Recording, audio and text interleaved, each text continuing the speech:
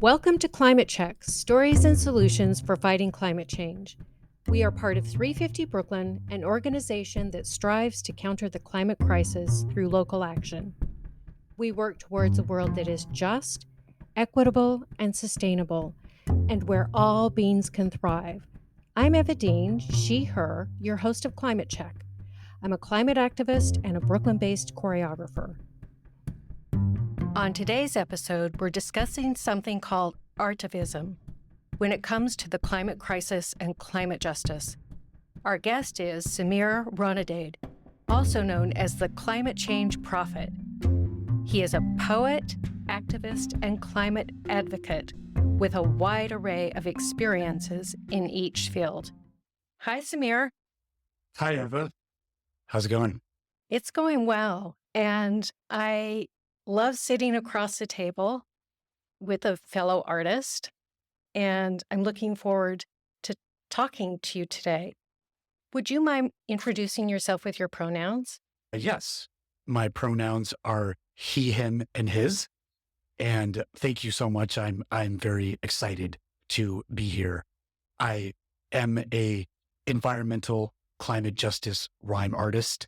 I am also a very prolific environmental and climate justice advocate.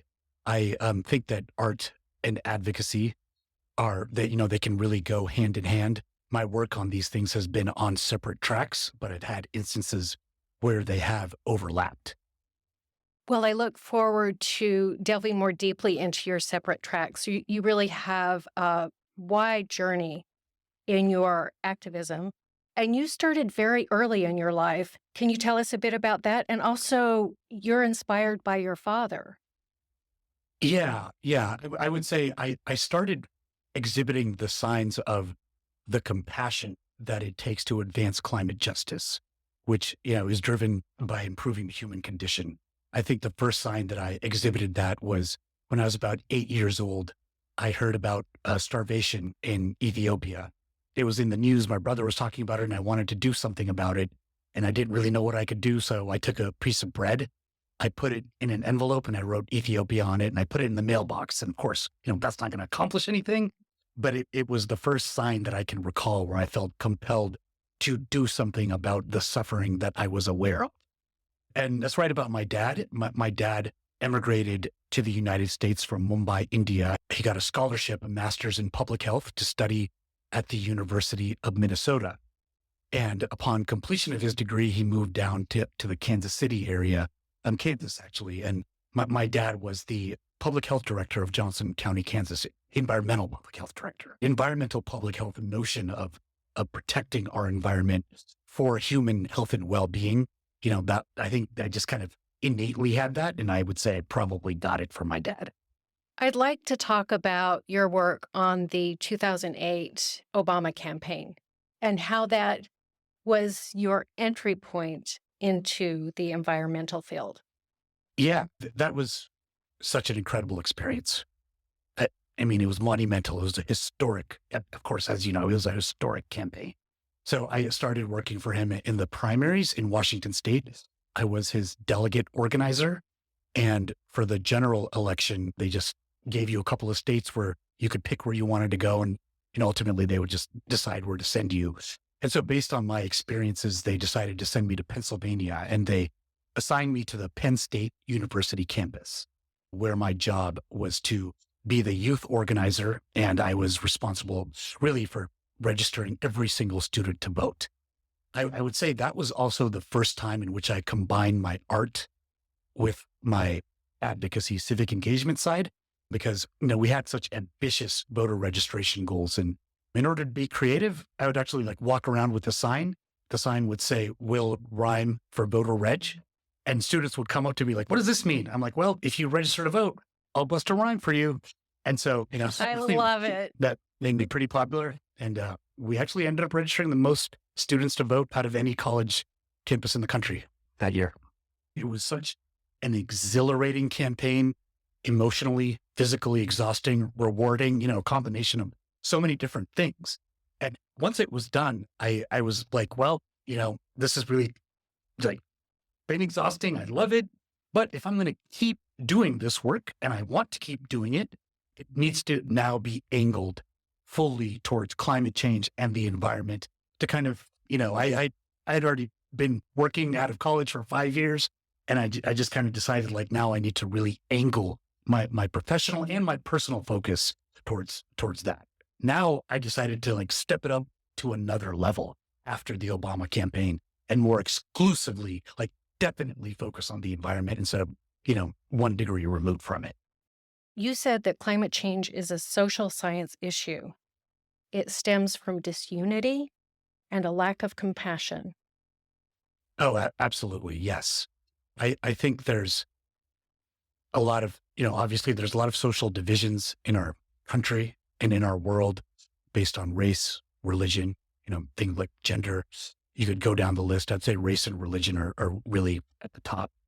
And I think that climate change and, the causes of it are obviously, I think they're many rooted. One of them is non-democratic forms of governance and oppressive forms of government. That can also stem from just having a lack of compassion for people. And also, there's a sense of tribalism in there, I think. And because we see ourselves as parts of different tribes, we have less compassion for one another. And so, we feel less compelled to, let's say pay a carbon tax to help, plant trees in some place halfway across the world, even though that will contribute to resilience there and it's necessary. So and just a solution like climate change really requires the whole globe to cooperate. And so it requires a great sense of unity. I believe you told me that you brought some verse today I about did. unity and disunity. And I'd love for you to share that with us. Thank you. Yes, I would love to share it. I'm forlorn for the death and suffering in regions war-torn, and all the communities that aren't ready for more storms, a function of emitting greenhouse gases that make the planet more warm. In order to reverse the tide, a person's race or religion should be no more significant than the color of their eyes, as the great Bob Marley wrote. Tribalism puts our harmony on the ropes. To rescue it, I bust out my clipboard and register people to vote. The higher turnout in Georgia gave me new hope.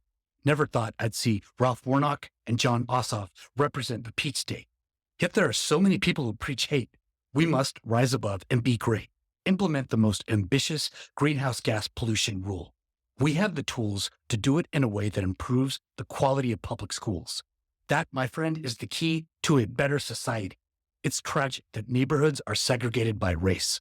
For the full implementation of Brown v. Board, I plead my case. The solution to reduce carbon emissions is to reduce social divisions. Global warming we can prevent with ethical treatment of each other. I'm not religious, but I heard Isaac and Ishmael were brothers. The recognition of our common bond will hopefully make us think twice before we drop bombs. If you think the world would be a better place if Trump stayed in the Iran deal, you're not wrong. So much going on, I can't stand still. My carbon reduction plan will improve the quality of life in every neighborhood. Design homes that favor wood sustainably grown. That's really powerful. Thank you. And you talk about tribalism. How do we reduce the schism, the frisson, the division, and tribalism? Yeah, well, obviously it's not easy, but I think it's recognizing our common bond of humanity, the things that we have in common. So in order to like really bring people together, I think we also need to recognize that climate change is going to impact all of us. Now, it's going to impact us in different ways, in ways that are uneven, but it will definitely, impact every segment and aspect of society. And so particularly, on the issue of intergenerational injustice, as, you may be like really wealthy right now. And so you're probably less affected by a hurricane that comes. But if you have kids and grandkids, I think that their well-being, who most people care about, even if they, may not care about somebody else who they perceive as different from them, they'll at least care about their kids and their grandkids. How did you come to the name, the Climate Change Prophet? Yeah, that's a good question. So I came to the name Climate Change Prophet because this was like right after the Obama campaign in Pennsylvania, and I left Pennsylvania, I moved to DC. And when I was in DC, I just started looking for environmental jobs, applying to graduate school. And in my spare time, I wanted to start performing at different open mics. And there was this really popular place in DC called Busboys and Poets. So I performed there pretty much every week. They'd hold an open mic. And I wanted to give myself a stage name. And that's when I really started to step up my knowledge of climate change and just the issue, the 350 parts per million, the fact that there's a window of time by which we had to make change due to atmospheric tipping points. And so I decided to call myself the climate change prophet because I wanted people to see what the scientists foresaw if we didn't take action. And I kind of think calling myself the prophet, the climate change prophet, who would talk about these problems and the solutions to it so that, we see the problem, but we can also do something about it. So that's what I would talk about. And so I thought, climate change prophet was appropriate. And that's, what I still call myself today. Art really helps both the artist and the communities that we perform for to process things that are challenging, things that are dangerous, things that are whole. And I'm really interested in hearing from you. How can we as artists come together to bring communities together to start addressing some of these very big issues with climate change? Well, I think the first thing that we could probably recognize is that art is something that can just appeal and reach people across a wide variety of ideological spectrums. I mean, I guess one example is, like the Trump campaign right now, when he plays music, he plays these artists and, he likes their art. He likes their music. Of course, the artists themselves, they don't like him playing their songs at his campaign rallies. But I think that's an example of art is a way to reach people, to bridge. I don't know if it's bridge divides, but it's to go across the divide and draw people in. I've had so many friends who, are conservative leaning and who would probably not agree with anything that Tupac or Bob Marley said, but they listen to their music because it's good music. And I think that offers an entryway. If it's art that's appealing, then it offers an entryway to bring people in. And then once you have somebody's attention, then you can really take an opportunity to get your message out there. Whatever message it is that you're trying to convey, you can have that captive audience. And so in just various settings, when I've had the chance to rhyme to people about environmental climate justice issues, I really just go all out, no matter who they are, no matter where the setting is. And so people listen. There's probably lots of other different ways that we can bring people together around art. I think you mentioned to me that you were a rapper at age 16. Is that when verse started for you? So I was actually 17 and a half. 17 and a half. Okay. Yeah. Obviously, there's a trajectory with your verse that you use as a climate change prophet. So tell me, how did you get into rhyming? Yeah, I got into it in high school, where I had a friend who introduced me to a couple of different artists. The first one was Bone Thugs and Harmony, and it was a song called Crossroads about losing your loved ones, and had a great melody. It was really probably my first exposure to rap, and I thought that was pretty cool. So I was like, yeah, I like that. Can you give me some more songs? And then he gave me this song by Tupac. The song was called Dear Mama. And it was, a tribute to his mom. And it talked about the struggles, the struggles that are born out of the inequality in America. He just had so many lines that were just so compelling. I was just so moved by that song that I memorized it and I'd rhyme it to every kid in my school. And then my friend introduced me to one more artist, Notorious B.I.G. He had this song called Juicy, which was just brilliant rhymes. And I was like, wow. And then my light bulb just went off and I started rhyming. And I'd always had social justice inclinations. And I'd say Tupac, more so out of any of those artists, was the one who I'd consider a social justice activist. And so I just started kind of like rhyming about some social justice stuff. I mean, some of my early stuff was like, these were gangster rappers. And I was like a 17-year-old kid. And, I started rhyming about gangster stuff too. But that's where I had the social justice inclinations, was around that time. And it started to evolve And then I fully became the climate change prophet after 2008 and moved completely to climate and environmental stuff. You wrote, "The notion of environmental justice is realizing our nation's highest ideals of liberty." In our phone conversation, you stated that the 14th Amendment guarantees the right to environmental justice. I'd like to hear more deeply your thoughts on this. Yeah, thank you. Well, the Declaration of Independence says all men are created equal. Obviously, now we can replace that with all people. But then, and then it says that people are endowed with certain inalienable rights, among them life, liberty, and the pursuit of happiness. So right there, that's in our Declaration of Independence. That's what our nation was founded upon.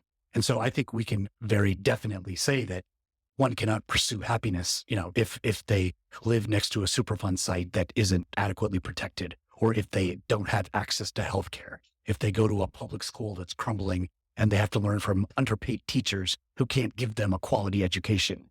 And so they can't really pursue happiness in that sense. So that's just an example of where the problems are. But the promise of our country is that every person should be able to do that. And I think that was further reinforced after the Civil War. And we had the passage of the 13th, 14th, and 15th Amendment. The 14th Amendment in particular, it included a lot of things. One of it was that every person, deserves equal treatment in the application of our laws. That is the Equal Protection Clause.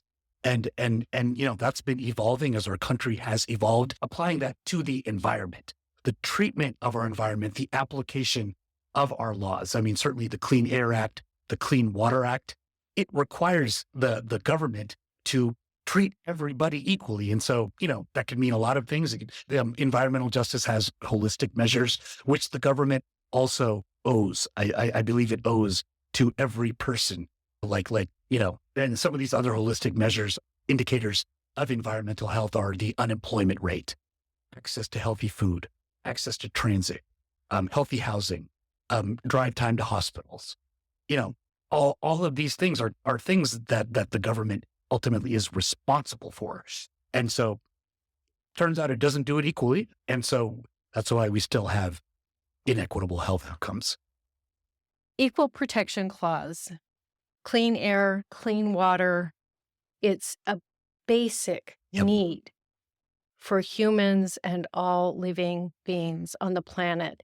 And it's intricately connected to environmental justice, climate justice, and social justice. Everybody wants clean water. And now it does need to be equal, and we're all affected by it. Yep. Yeah. And I actually have a verse on this subject. Oh, I'd love to hear the verse. Thank Okay, you. great. Thank you. Instead of building walls, I want to invest in infrastructure to make the environment healthy for all. Install a charger in every public parking stall. Create jobs installing solar panels on top of shopping malls. Boost good employment positions in places where emissions are the highest. Once you look at the map, you can no longer deny it. Pollution is hardest to bring down in the poor parts of town. Life ain't fair because the darker your skin is, the dirtier your air. There's no way to spin it.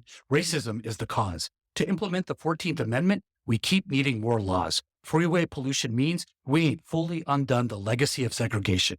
For sure, we made progress with civil rights legislation. It boosted immigration, let my dad in.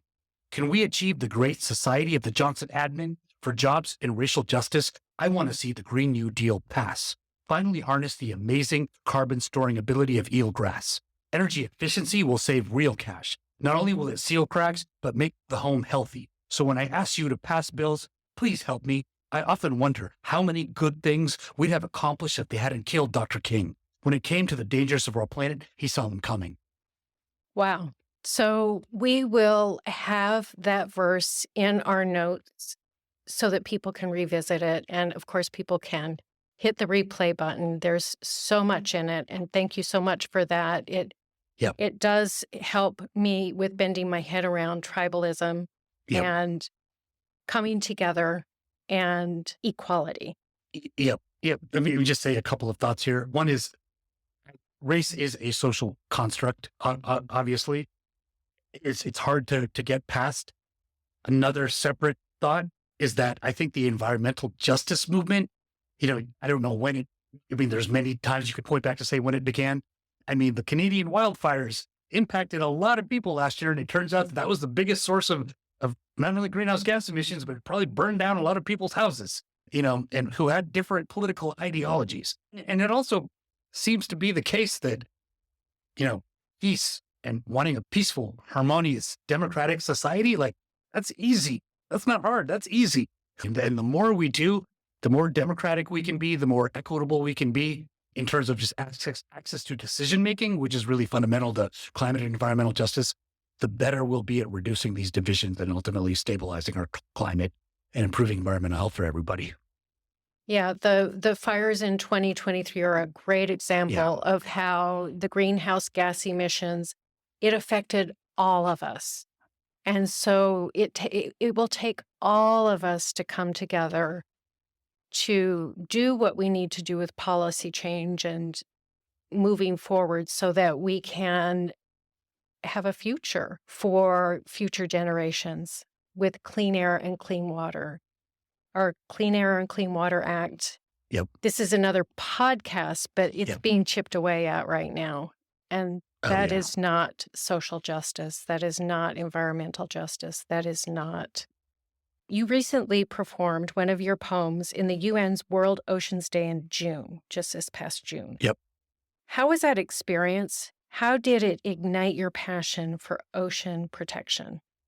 Yeah, it was an incredible experience.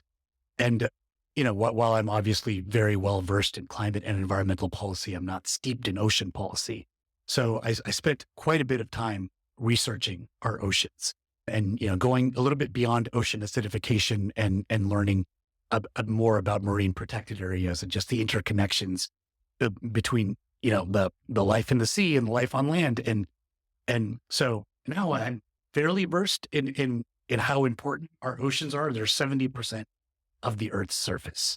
And, the phytoplankton, which are stressed by increased greenhouse gas emissions, by warming waters, phytoplankton provide about half the oxygen for the world, as just one example.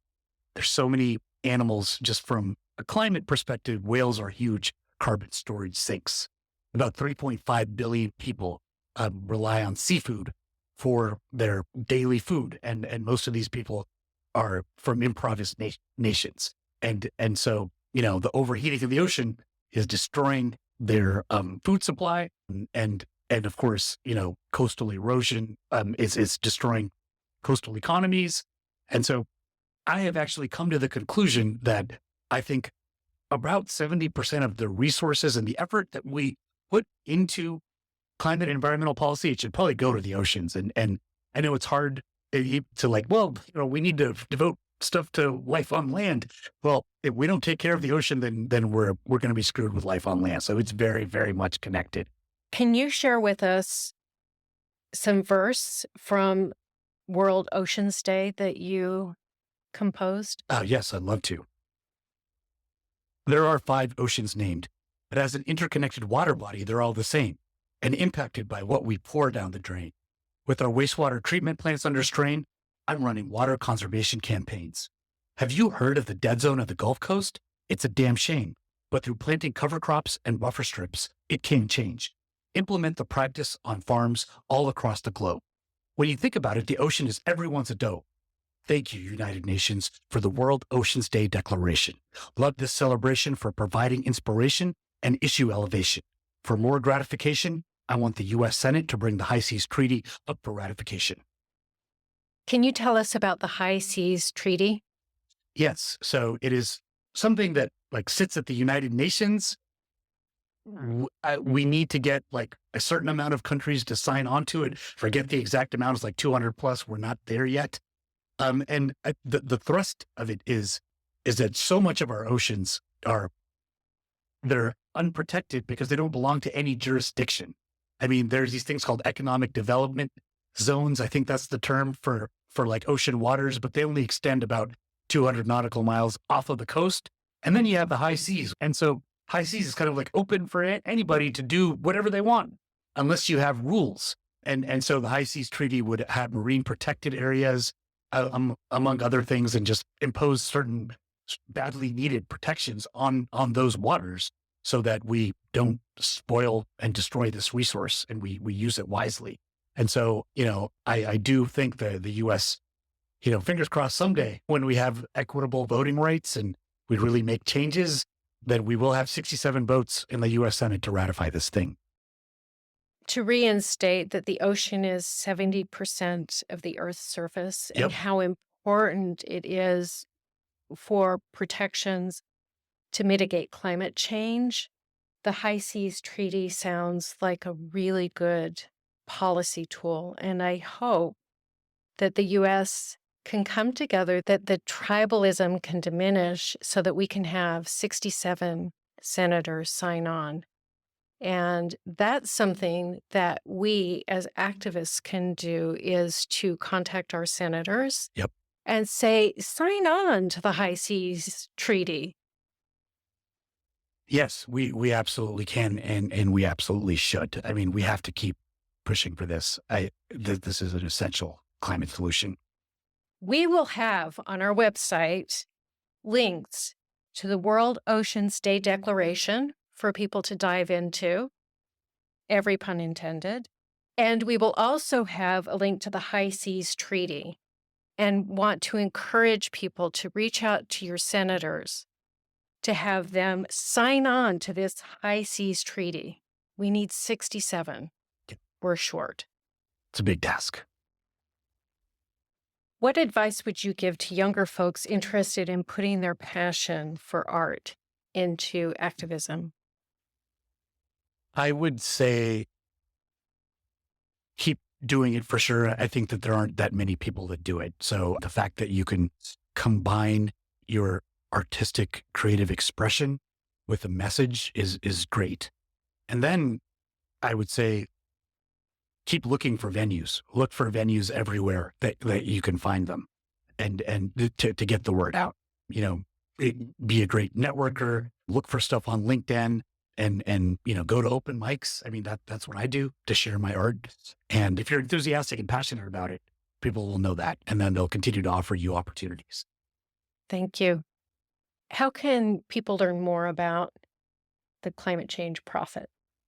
Well, you could follow me on Instagram. I am the Climate Change Prophet. It's all just one word, the Climate Change Prophet. I post videos of rhymes that I do and certain things that I say there. Is there anything else you'd like to talk about that we missed? Yeah, maybe just a couple quick things that I was going to say. One thing is, like, in terms of like my motivation, I would say something that really drew me to Tupac was his social justice activism. And, he would say one thing where he may not change the world, but he would spark a flame in somebody else's brain that would change the world. And, I like to think of myself as one of the people who had that spark. And it really is my desire to improve the human condition that draws me to climate justice, because in the most significant way that we can improve the human condition, I think, is through advancing climate justice, because that itself, requires breaking down divides, unifying people, and fundamentally improving the quality of life, which is like a huge thing that everybody needs to also keep in mind, is that this is an endeavor that's not just going to be great to stabilize the climate, but we're doing this for a reason that is going to be good for people and the ecosystem. By reducing the amount of pollutants, being more sustainable, we will be more healthy and able to thrive. And the more lives that we can improve in doing this, I think the more support. There's a positive feedback cycle here that I think we need to focus on. Powerful note to leave on. You are a humanitarian. Your compassion shines through. And it's been such a pleasure to talk with you today. Thank you for being here. Oh, thank you so much, Ava. It's been an honor to be on here. I look forward to working with you. That's it for this episode of Climate Check, Stories and Solutions. Thanks for listening. To subscribe, go to climatecheck.fm. Climate Check is a production of 350 Brooklyn in Brooklyn, New York. Stay up to date with our releases by following 350 Brooklyn on Facebook, Instagram, Twitter, and YouTube. Our production team is George Ostro, Eva Dean, and Eveline Mole. That's me. Our research and writing team is Mimi Bluestone, Audrey Stanton, and Megan Eisenberg. Eva Dean is the executive producer with co-leader Audrey Stanton. The music you heard in this episode is from Blue Dot Sessions. 350 Brooklyn is a local affiliate of 350.org, a worldwide grassroots climate organization. Join us in finding solutions to counter climate change.